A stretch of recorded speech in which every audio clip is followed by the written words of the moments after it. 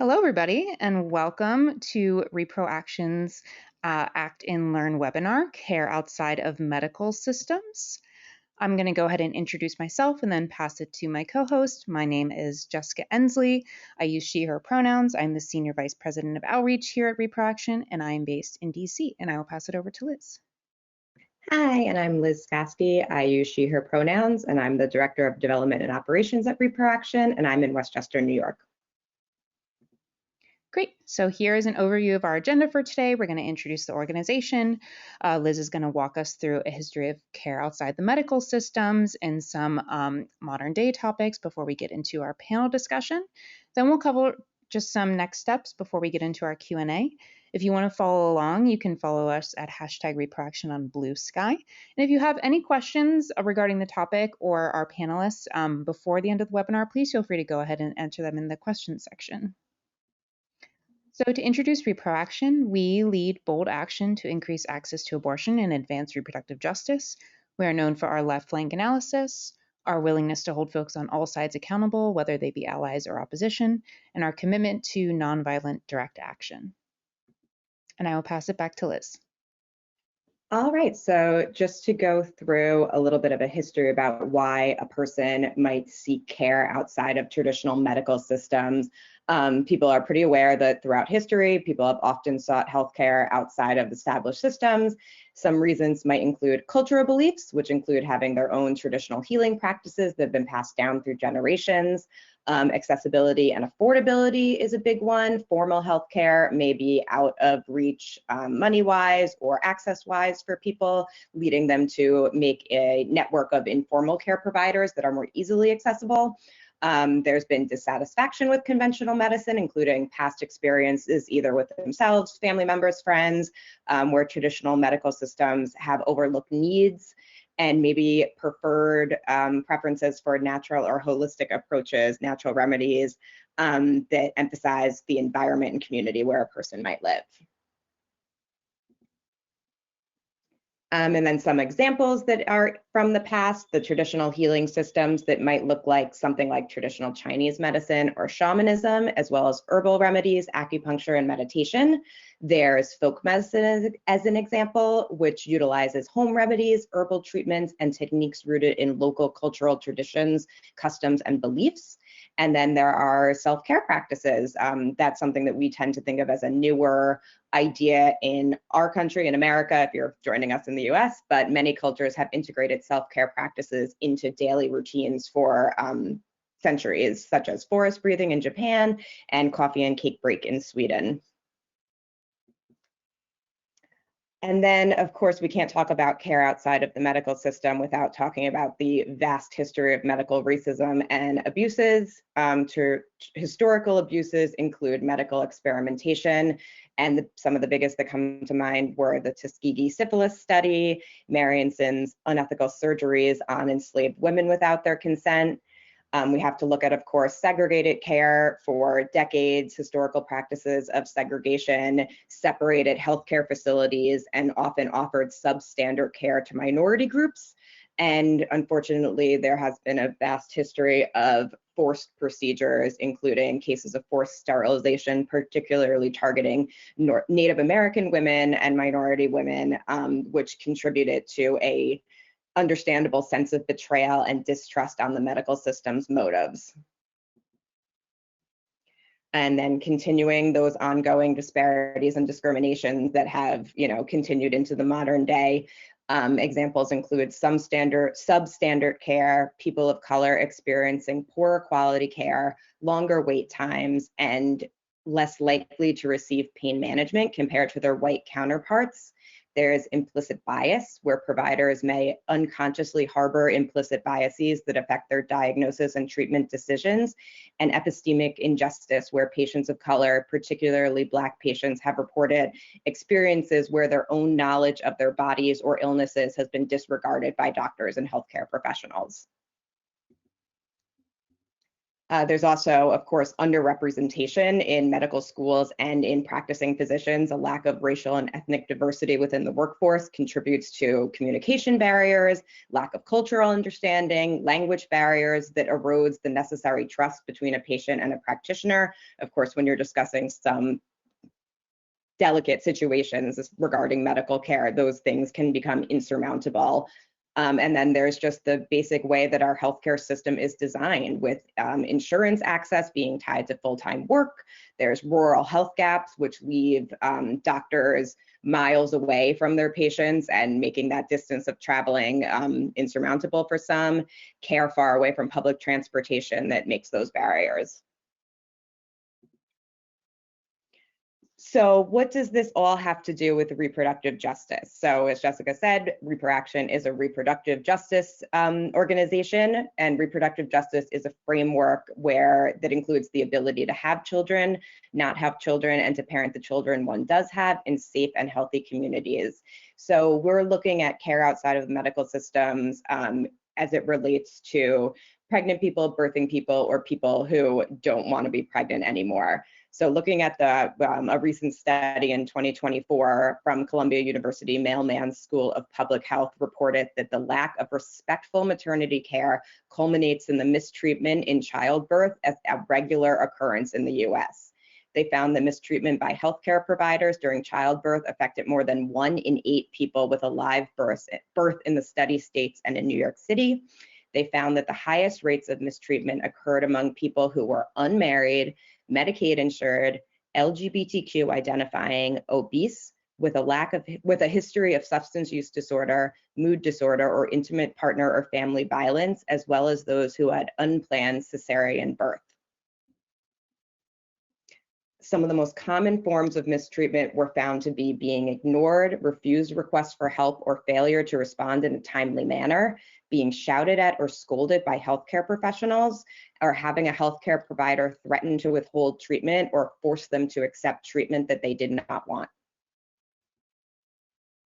And that, of course, has negative experiences, not only for the birthing person at the time of birth, but it was found to have long-term consequences when they brought that baby home and continued into the infant's development. So the negative experiences during childbirth had long-term consequences such as post-traumatic stress disorder, negative body images, feelings of dehumanization, changes in the future reproductive decisions, that is to have or not have more children in the future, discrimination and structural racism, which manifested in mistreatment in childbirth, were also major drivers in the stark disparities in maternal mortality and morbidity in the United States, which of course is in our country has a ridiculously high rate of maternal and infant mortality in the US.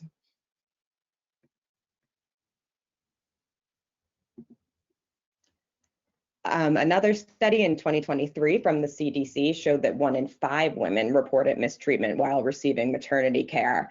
And they were very similar reporting, including experiences of mistreatment during pregnancy and delivery. Mistreatment was higher among Black, Hispanic, and multiracial women. Mistreatment was also high among those with no insurance or public insurance versus those with private insurance. And age, weight, and income levels were also found to be factors in the mistreatment.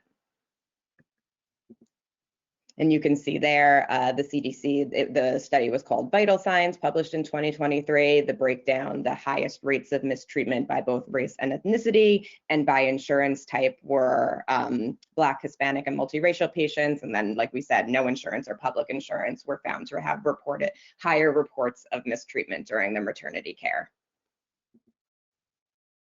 Similarly to the 2024 study, the most common forms of mistreatment were receiving no response to requests for help, being shouted or scolded, not having their physical privacy protected, and being threatened with withholding treatment or made to accept unwanted treatment. So as I've given birth twice, and the idea that somebody during that most vulnerable, protected time is yelling, shouting, scolding, threatening is one of the most disturbing things I've ever heard. Nearly half the women in the CDC study reported holding back from asking questions or discussing concerns with their provider throughout maternity care. And reasons included thinking or being told by friends and family that what they were feeling was normal, not wanting to make a big deal about it or being embarrassed to talk about it, thinking their healthcare provider would think they were being difficult, thinking their healthcare provider seemed rushed, and not feeling confident that they knew what they were talking about. So talking a little bit about the medical system today, because we know that there's been this history of negligence within the past medical system, but we're also getting it from almost like the opposite side today, as the current administration has this onslaught of attacks on established medical systems, including the appointment of RFK Jr. to the HHS secretary position and his public distrust of health initiatives, from childhood vaccines to fluoride in public drinking water, things that have been categorically decided to be positive for public health are now being questioned to the point where we're getting outbreaks of measles and things like that. They've also pulled public funding, over $500 million worth, from mRNA vaccine research, which we know was responsible for the COVID vaccine, and a lot of other advances that they were starting to go with this breakthrough in medical history, and promoting dangerous alt theories around raw milk, antidepressants, HIV and AIDS, supposed heavy metal in vaccines, cell phone radiation, etc. So there's this dangerous rise in the Make America Healthy Again movement, which seeks to erode any trust that we have at all in our established medical systems, flawed as they may be. So we've got kind of both sides going after the medical system today and really breaking down that public health that we've tried to establish over the last few decades.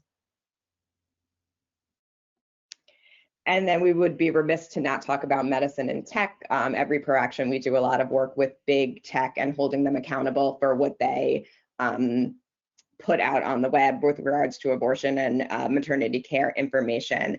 And I'm sure people have noticed there's been a push by big tech to incorporate private medical data into their system, including apps that are leading to really big consequences. So a major issue that just broke a few weeks ago, the period tracking app Flow was found to have, a court recently found that Meta, Facebook's parent company, had intentionally eavesdrops on Flow users' in-app communications. And then this is a very scary thing to find out, because data from period tracking apps has been and could potentially be used in the future for criminal prosecutions with regards to abortion. And often hospitals must use online systems for everything from appointment making to bill paying. And all of these systems are, of course, hackable. So that idea of we're supposed to be putting our trust into the medical system, but the medical system seems to be wanting to cozy up to these big tech app developers, and our very private health data is being corrupted, being sold, being hacked for a variety of nefarious purposes. Great. Thank you, Liz, for that overview. It was very helpful before we jump into our panel here. Before I introduce Suzanne, I just want to double check. Suzanne, are you with us and able to unmute yourself? Yes, I am. Okay. All right, I'll go ahead and introduce you. And thank you for bearing with us as we've been going through some tech issues before the webinar started. So it's my pleasure to introduce our first panelist, Suzanne Veldhuis, Advocacy and Research Coordinator and Medical Supervisor at Women on Web, uses she, her pronouns. Suzanne is a general physician originally from the Netherlands who has lived in Chiapas, Mexico since 2013.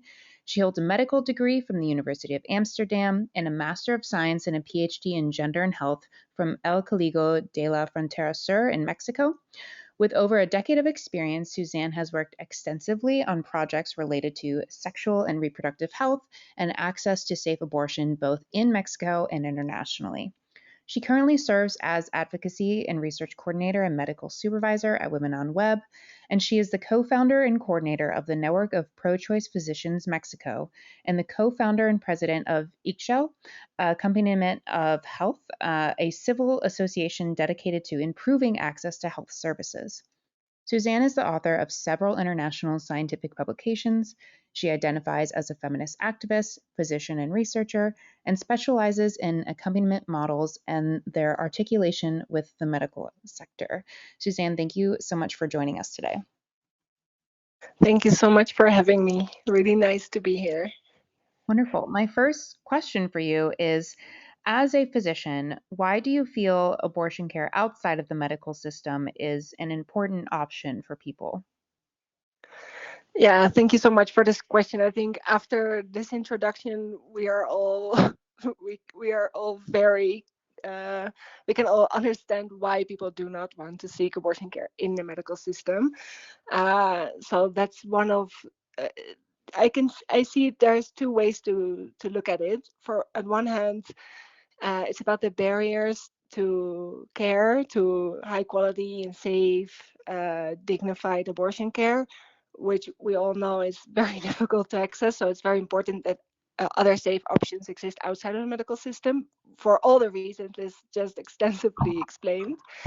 And then there's also a positive way to look at it, which is that having an abortion without involving any provider, without involving medical care or the medical system, can also be a very good experience for people. They can have positive reasons to choose that option because it gives them more autonomy, control over their own bodies, because it's more private, because it's just something that happens in their lives and it's easier to do it at home without involving anyone else. And so there are lots of different reasons why people would want to have an abortion outside or choose to have an abortion outside of the medical system. Sometimes because it's the only option they have, and sometimes because it's the option they prefer.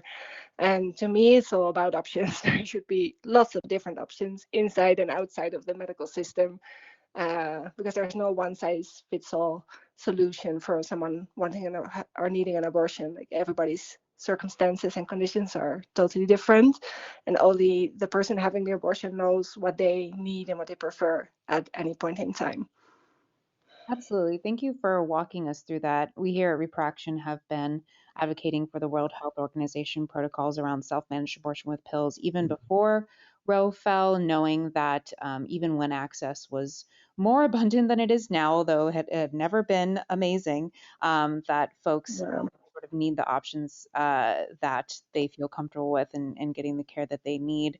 So, with that, what are some misconceptions about women on web or ordering medication abortion online that you would like to dispel here?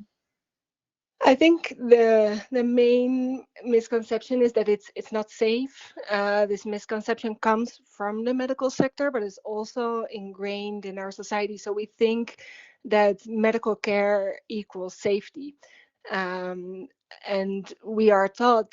Uh, and we're socialized to think that we cannot decide over our own bodies, that we need a medical professional to guide us through a process, and that's guarantees safety. So we've already seen that that is definitely not the case. How can care be safe if it's often that violent, as Liz explained? And specifically in abortion care, we know that with medication abortion, with abortion pills, you don't need any medical care in most cases. The medical system and medical care should be there as a resource for those who want it or need it, which is also what WHO now says. Um, but it's not necessary in all let's say routine abortions. In most abortions, you won't need any medical care, and I think that's the main worry for people who order abortion pills online through Women on Web or other services, or like feminist collectives, or any other way they procure their pills, is the idea that I'm doing something unsafe. Like, the best thing would be to go with it to a doctor, but as I'm not able to, I'll do it like this. So I'd really want to reassure people that it's completely safe to have an abortion outside of the medical system. Services like Women on Web, but most groups that help people obtain abortion pills help guide people through the process. It's super simple. Someone doesn't need a group either to guide them through the process if they have the information they need. to have the medication abortion safely. So I think that's the most important misconception. You can have an abortion at home without involving anyone else if you have the information you need, and that's perfectly safe to do so. Awesome. Thank you so much for sharing that. My final question for you right now is, so you've worked extensively in Mexico and have co-founded the network of pro-choice physicians in Mexico.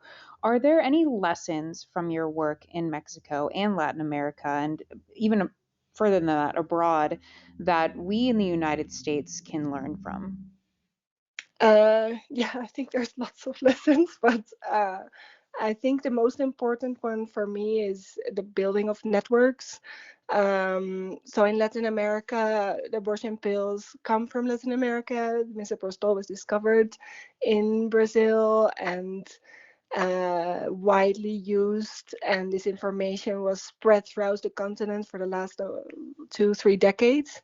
And this was all possible thanks to networks. So this was all in extremely restrictive settings when abortion was not legal anywhere, lots of persecution in different countries. But the feminist networks who also sought out allies within the medical system enabled this, like the star of this enormous movement of self-managed abortion.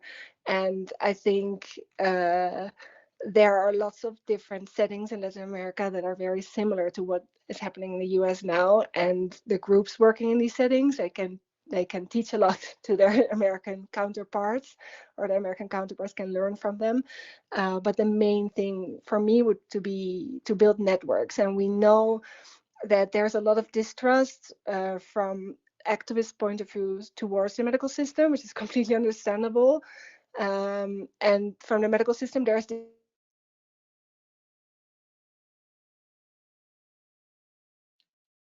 Suzanne, I think we lost you. I see that you're still speaking.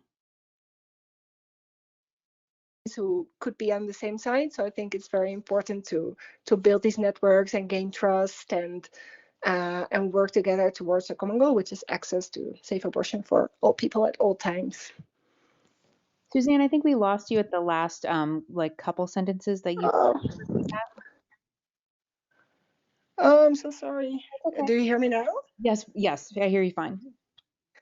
Yeah, just the last thing I said was that the most important thing is to build these networks between medical system, health professionals, and activists. There's a lot of distrust from both sides, which is understandable, that activists or people from the movement distrust in the medical systems, and from health professionals, they distrust anything that is not medical, doing what they consider to be medical things. So there is this a relationship building that needs to take place, but in the end, we're all working towards the same goal, which is safe abortion and access for all people at all times. So the network building is, I think, is the most important lesson for me from Latin America for the United States. I agree. That's really important. And a lot of the movement that we've been seeing in Latin America in order to push for more access has been really inspirational as we lose access in the United States. So thank you Yeah. so much for that. And thank you, Suzanne, for joining us. We'll touch base again at the Q&A portion. Yes, thank you so much for having me. Of course. All right, I will pass it back to Liz to introduce our next panelist. Hello. So I'm very excited to introduce Dana Horner, who is the co-founder and director of Holistic Abortions. Dana is an educator, activist, abortion doula, and herbalist. They are the co-founder and director of Holistic Abortions, a grassroots project committed to increasing body literacy and liberation through creating accessible curriculums, peer-to-peer support networks, community-led research, and educational materials that center people getting abortions. Dana, do we have you on the line? Yep, I'm here. Thanks. Oh, fantastic. Thank you so much for joining us today. Yeah, I'm so glad to be here. So if you could start off with just explaining what the term holistic abortion means and why it matters. Great, thank you. So yeah, technically speaking, holistic is defined as, quote, emphasizing the importance of the whole and the interdependence of its parts, which I think is a really good place to start in trying to understand this. Medicine, as most of us know, is very effective at compartmentalizing both areas of expertise, but as well as like separating our bodies into these parts and illnesses.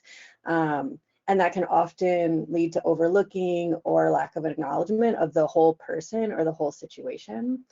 And so the term holistic abortions is acknowledging that abortion is more than a medical procedure. And I know, for generations as part of pushback against, antis, part of that messaging was this is just like a simple medical procedure, which isn't incorrect. It is pretty simplified, as like Suzanne was talking about. Like this can be done outside of a medical space very safely, but it's also not the complete picture. And so, an abortion is the experience as well as the access or lack of, it's like directly related to social context, to legal context, to the intersections of identity and experiences, as well as like the, access can depend on your interpersonal relationships or your personal ethos or beliefs.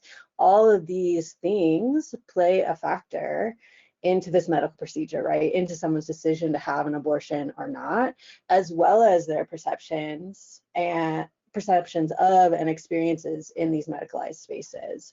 So as abortion becomes both more accessible due to medication being made more widely available and less legally accessible, we can see that context plays a huge role in abortion, and that it's just more than this simple medical procedure. And so the medical system is itself also very interdependent on these other systems, on legal systems, and on the nonprofit complexes that continue to, and the community networks, right, that continue to fill these gaps for people seeking care. So yeah, in some ways, taking that lens, the holistic lens beyond abortion, we can see that reverberated out into other areas of medicine and health and research and practices that continue to segregate and explain things away without acknowledgement of influential contexts like historic, like the present, like both historic and present effects of racism and white supremacy, research that ignores how food deserts and access to clean water and other environmental injustices can affect outcomes of our research, right? And so while these social or like larger contexts can certainly be difficult to measure, it's like the onus is on researchers, on us to imagine and evolve ways to include this vital information in how we report our results, how we gather data. And so, yeah, this continued isolation and segregation without looking at the whole and the holistic aspect of our existence in our bodies in medicine, it allows for these sort of what we've seen over many generations, at least in the United States, is like these repeated reforms of systems and tweaks to systems without ever addressing or even acknowledging the systemic causes that get many of us here that have resulted in access or lack of information to different modalities of both medicine and abortion care. Yeah, I think that that's so important. There's that like push and pull of isolating it and looking at it holistically seems to go through these like cycles where we go, like you said, with the reforms where just like a little piece is getting reformed, but it's not looking at the entire picture. So what might be some other common misconceptions or questions people have regarding holistic abortions, and how do you often respond to them? Thank you. So there are many. I was like, how am I going to answer this? But, I'm going to touch just on a couple. One is this idea that like holistic medicine, including herbs, is wholly and only both in the past and outside of medical care. Holistic abortions, holistic medicine, how we approach it in our networks it's very inclusive of utilizing different modalities of medicine and healing, including herbal medicine, including pharmaceuticals and other medicalized interventions. While herbal medicine, it's ancient, it's indigenous, and it's highly scientific. Many pharmaceutical medicines were developed based on herbs and community practices, including modern oral contraceptives, including misoprostol coming from community practices, right? And so, you know, something that we see a lot as a misconception is that people might be coming and asking for a more natural, you know, approach, or that there's this hierarchy of better or natural. And that is, you know, that's not where we are at. Holistic Abortions believes all methods of abortion are valid and trust people to know what is best for them. So much like in birth, holistic approaches that include herbs, food, and practices, they're phenomenal supports for all types of abortions. So in the clinic or at home with medication, herbs can be integrated to help with nerves, emotional support, pain management. And so in addition to addressing side effects, herbal medicine, there's body work and cultural practices. They offer multiple avenues for someone to have some agency and cultural connection in a process that can feel very much like the choices aren't up to us and the options are very limited.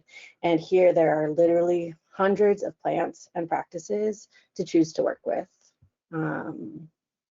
So yeah, our vision is like this space, this world based in community power and autonomy, where every person can make informed decisions about their reproductive health, and they have access to many choices, many methods, many models for pregnancies, for abortions, and fertility without stigmatization or criminalization.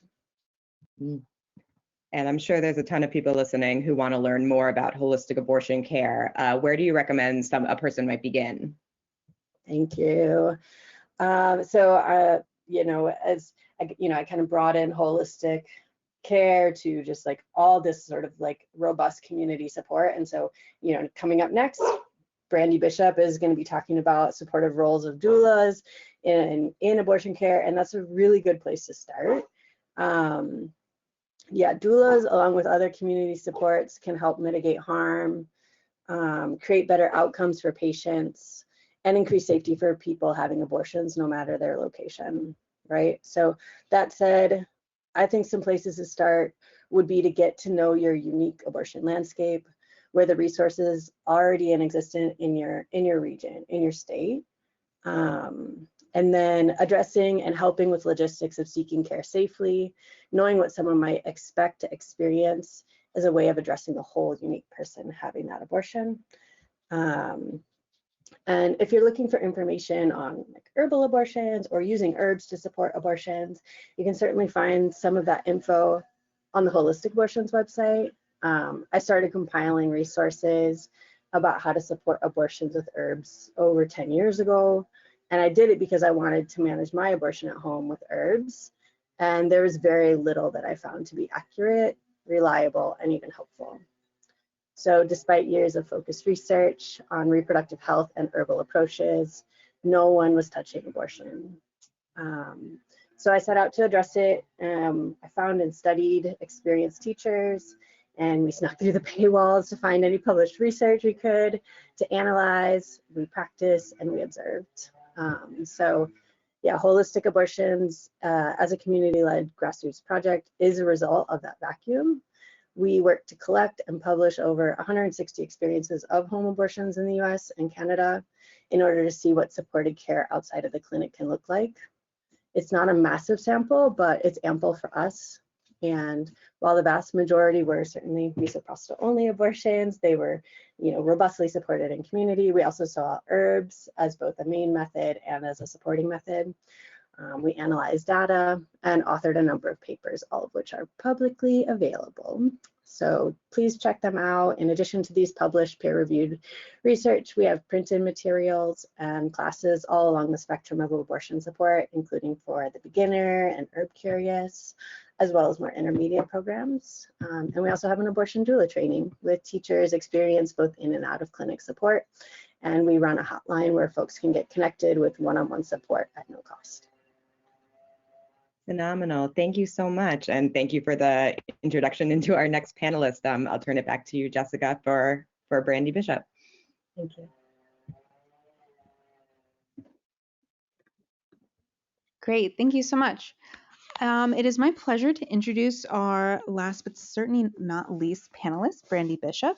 Brandy is a highly motivated, competent, and compassionate leader dedicated to enhancing the life experiences of others through birth work, advocacy, and business empowerment. Her journey in service began at 14, working at a homeless center and contributing to her first business startup. That early exposure to community work shaped her lifelong commitment to supporting families during their most vulnerable moments. She earned a degree in family child development with a minor in sociology and psychology and began her career serving pregnant refugee women from around the world, an experience that reshaped her understanding of pregnancy, labor, and postpartum care. With over 10 years of experience, Brandy has supported more than 150 births across 45 different countries, providing culturally competent and compassionate care. As a mentor and instructor, she is passionate about training the next generation of birth workers to create lasting change in maternal health. Now, as the owner and CEO of National Black Doulas Association, Brandy's mission is clear: empower BIPOC birth workers with training, resources, and business development, build thriving, sustainable birth businesses for doulas, and radically change the maternal mortality rate in the United States. She believes birth work is a business, and doulas deserve financial sustainability and career success while providing essential care to their communities. Through NBDA, she is advocating, educating, and pushing the agenda forward to ensure that BIPOC families receive the respect, support, and advocacy they deserve. Brandy, thank you so much for joining us today. Thank you guys so much for having me. I've enjoyed and been such a like a fangirl listening in to our other speakers, and so I definitely appreciate it. Absolutely. My first question for you is, what is a birth doula, and how do they aid patients within and outside of the medical system? Yeah, and so I love that we've had a good lay of foundation. I feel like I'm walking in and you guys already have such a good foundation of what we've been talking about thus far. And so when it comes to birth doula, the first thing that I always let people know is doula, of course, being the root of that. There are various types of doulas, and we've just heard, of course, about a wonderful program already going where they are training doulas for abortion. And so we have doulas that work in a variety of different places and spaces within transitional times in our lives. And I think that birth being one of the most transitional times in our life, we do need sometimes added support. And so to me, or in general, doulas are there to help with that physical, educational, or informational, as well as emotional support during birth and postpartum. And that's in general how a birth doula functions, being there for some of the times where you're not exactly sure what you can have. I tell people all the time, as a doula, I feel like more than half of my job is explaining choices to people. And I think our first presenter did a great job of just expressing how important choices are. And so doulas definitely are there to support, to advocate, and to educate. Awesome. Thank you so much. And thank you for explaining there are doulas for other periods of transition, as we've heard about abortion doulas earlier in this webinar. I want to say a couple years ago, I learned that death doulas exist, helping people transition as they're about to pass on. And I have friends that have used birth doulas and have found them to be just like so helpful. I've never heard somebody hiring a birth doula and say I regret it. I love that. Yeah. Added support can never be a bad thing. Absolutely, absolutely. And dealing with any type of healthcare can be really intimidating for Oh, folks. yeah. And I love that one of the goals that you have is radically changing the maternal mortality rate in the United States, which we know is abysmal Oh, yeah. overall, but even worse for Black and Brown communities. So for those communities around all the horrific maternal and infant mortality rate, how does doula work help to alleviate those disparities? Yeah, so I, of course, am biased being a doula myself, but also numbers don't lie. What I tell people is that numbers are affected when doulas show up in spaces. And I think one of the biggest reasons why we see that is the advocacy portion. When somebody is a friend or a family member advocating for you, unfortunately, oftentimes the medical complex knows that this person has not been educated to know how to support you. And so oftentimes doulas are showing up in a space where we are still build friends and confidence, and that works really well for Black and brown families in general. We are very communal people, and so having somebody that comes in that represents, your community, but also that has an understanding of culturally how things might be set up in your home and with your family is really important. And for that person to come in with a knowledge of also the medical system, as a doula, I find it very important, and we always educate our doulas to know the landscape of birth in your city, in your town, where you are, so that you can prepare your birthers for the ideal outcome. We have people who want to give birth at home, which is beautiful. So you need to know the home birth midwives in your area, so you can always know who to refer to. That's a part of being a good doula, is setting your client up for the best experience. And the same is true. Sometimes we get clients who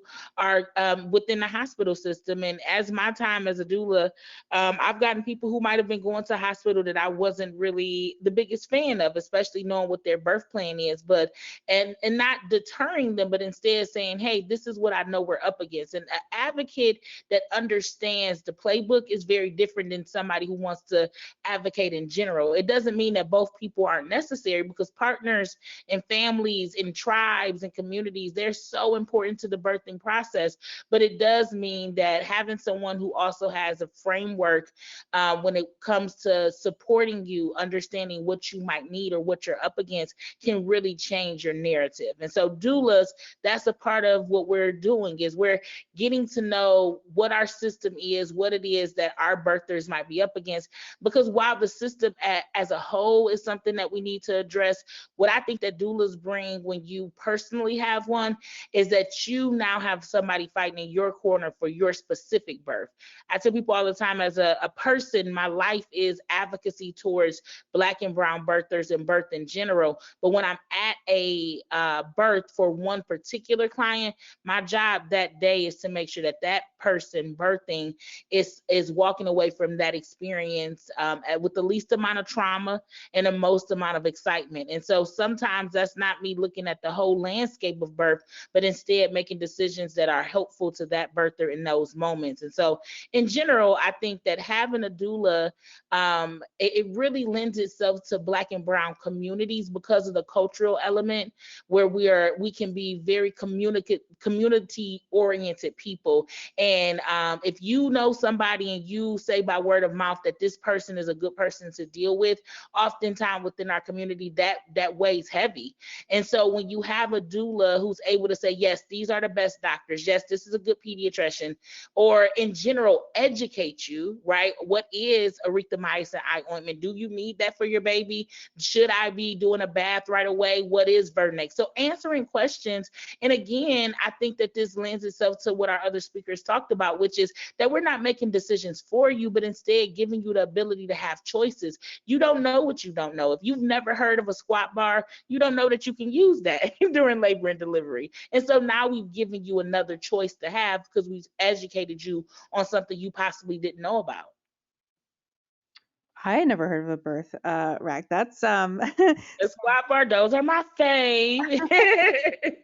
that's awesome. As Yeah, a doula, yeah, so I would say you'll be hard pressed to find a doula who does not know about a squat bar, and they are typically in our top 5 favorite things, because all L&D beds that are at least produced here in the United States are created to have a squat bar that is, able to be snapped into place to help with that whole gravity and pushing deal. And most people have never heard of them, even though every L&D bed is compatible for them, and they're always at the hospital.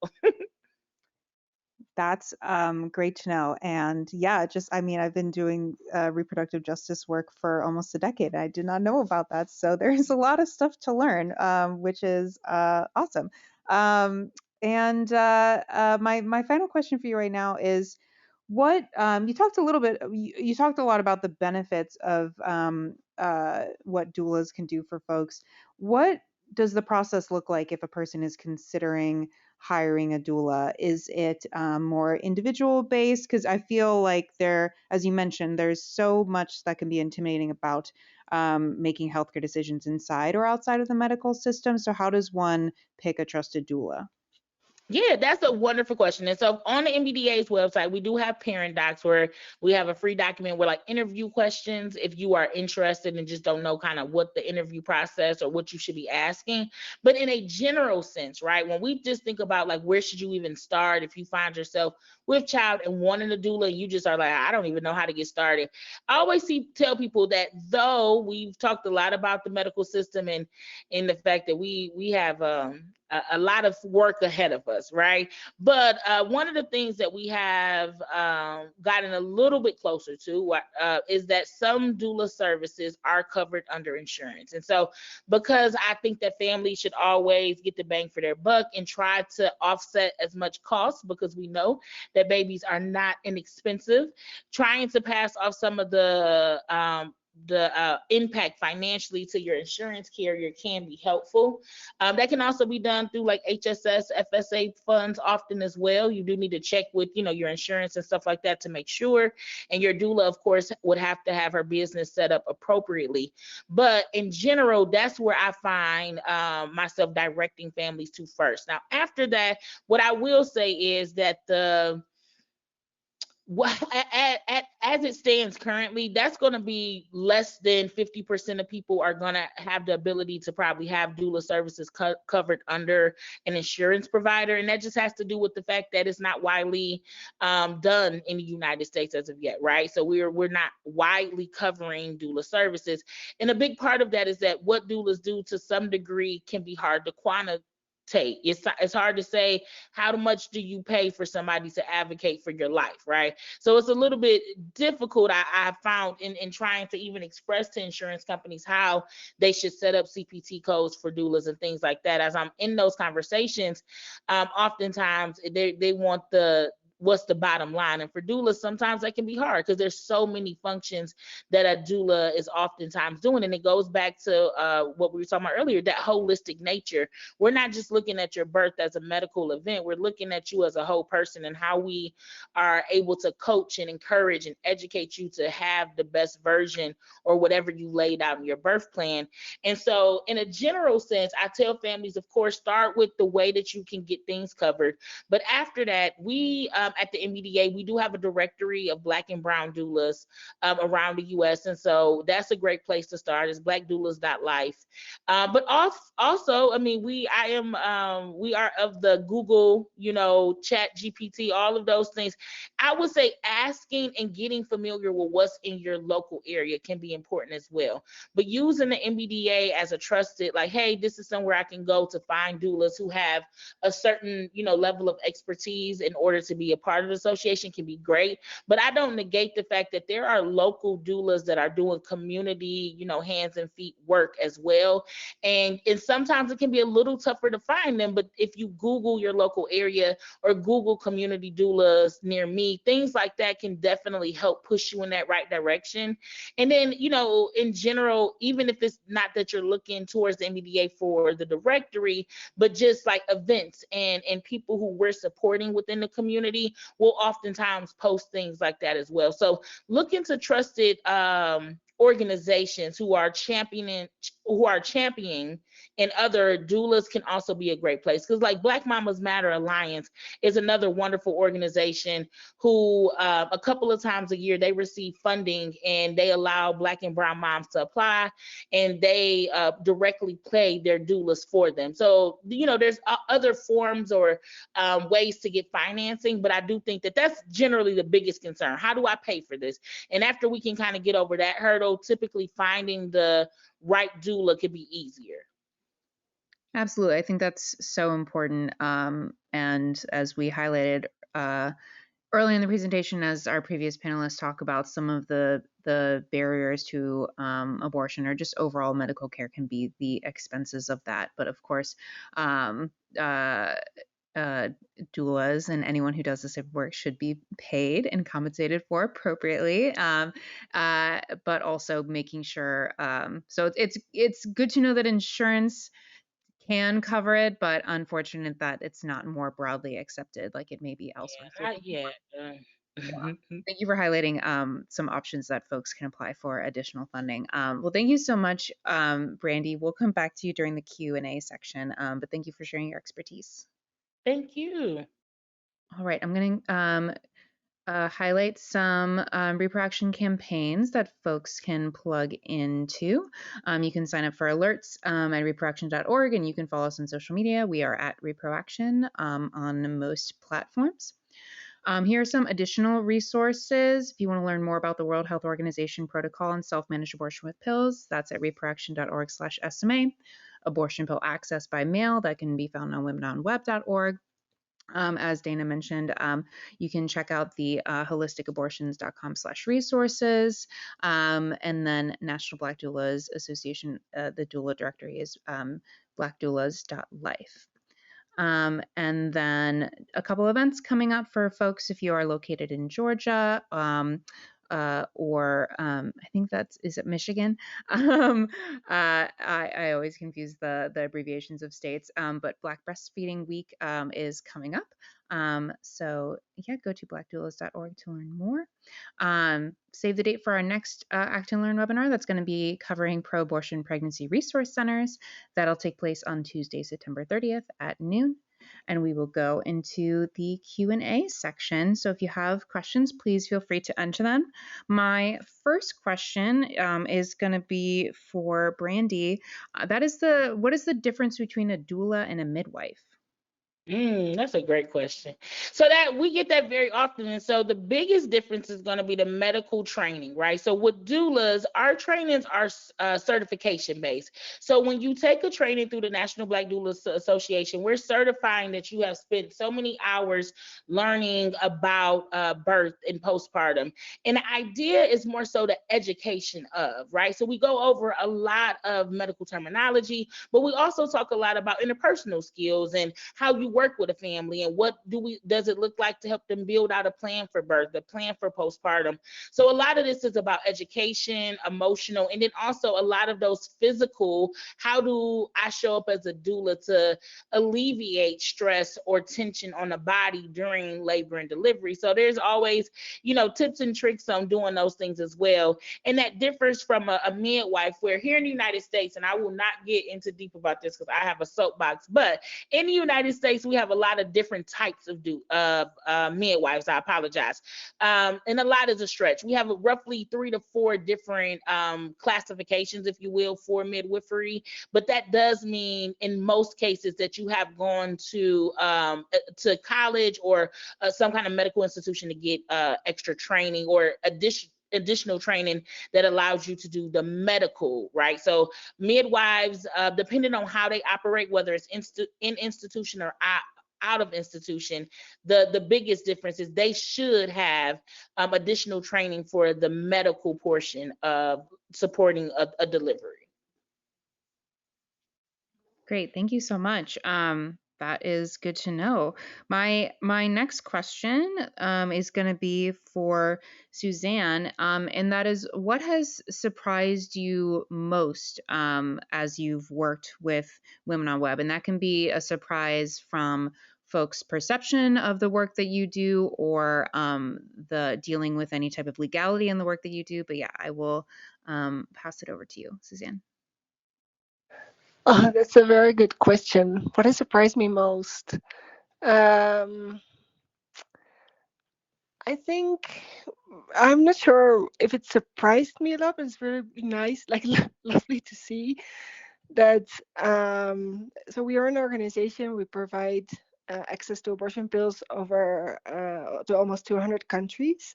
So it's a lot of people from a lot of different settings, and we sort of all live through the same process. Like, a lot of the circumstances and the conditions obviously are very different. It's like depends on the country, where you are in that country, who you are, where you live, etc. But in the end, all our worries and our fears and our questions are the same. And there is a negative part to it because it shows like how deeply we are all over the world socialized in a patriarchal, colonialist, capitalist society that makes us all think we are not able to control our own bodily processes, and that abortion is a bad thing. Like, this is all over the world, but at the same time, also seeing like the positive side of people having these home abortions, and the amazing experience it can also be. No, abortion is not always difficult and tragical. It can be, and it can be at the same time can also be a positive experience of transformative, in where people for the first time in their life sometimes are doing something that the law, the state, the doctors, their families, their partner are telling them that they can't do it, and it's not safe, it's illegal. And by doing it and seeing that they actually could, can be really transformative, and that this is an international experience is also really beautiful. So I think that is what I've liked, like seeing, like every day in our service, like the this negative but also this positive side of how we conceive abortion and what abortion with pills at home can do for people. Thank you so much. That's really profound. Enjoy hearing that folks everywhere sort of have the same um, concerns and care regarding their own healthcare decisions, no matter where they are. So thank you so much for sharing that. The next question is for Dana. Dana, do you have a favorite herb or herb fact?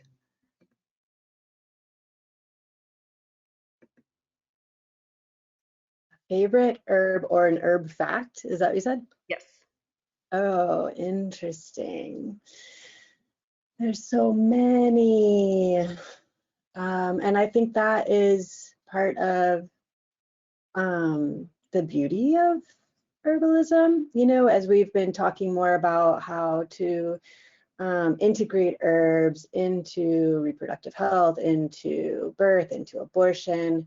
That's often the question, like, what is the herb that we need to like be focused on the most, or are we worried that focusing on one particular herb is going to lead to too much attention on it and potential like limitations and criminalization of plants? And I think part of it is that they are growing everywhere, and every lineage, every continent, every person has sort of within their bioregion, the land that's there, like there's different medicines, right? There's different plants that can often result in similar or act in similar ways and have the similar results. So maybe that's my herb fact, is that there isn't just like one herb or one recipe that is going to fit for everybody, but that it's in this sort of synergistic or this interpersonal relationship that is dependent on you and your location and the time in your life. And it could change if you move, or if you're at a different phase, and it's going to look different for everybody in the room. There's not just this one size fits all. But instead it's very much like a give and take and an adjustment. And so by working with herbs for any of your like healing or health elements, it's very much an embodied experience. It's not something like I can just tell you to do. It's something that you have to do for yourself, and then listen and like, this is working, it's not working, I need to take more, I should take less. Hey, I keep seeing this plant everywhere, maybe it's a good one to start integrating. And so there's just lots of ways in which it sort of opens up different communications and modes for interacting with our medicine and healing process. That's great. Thank you so much for sharing that with us. And that's really interesting, something I hadn't thought of previously. Thank you so much to our panelists today for joining us, and again for dealing with some tech issues that we had beforehand. The work that you all do is incredibly important and valued. So I thank you again for taking the time to share your expertise with our audience. And thank you to my co-host Liz for putting this panel together, and for a wonderful presentation. And thank you to the audience for joining. I hope everybody has a great rest of their day, and take care of each other. Goodbye, everybody. Thank you. Thank you.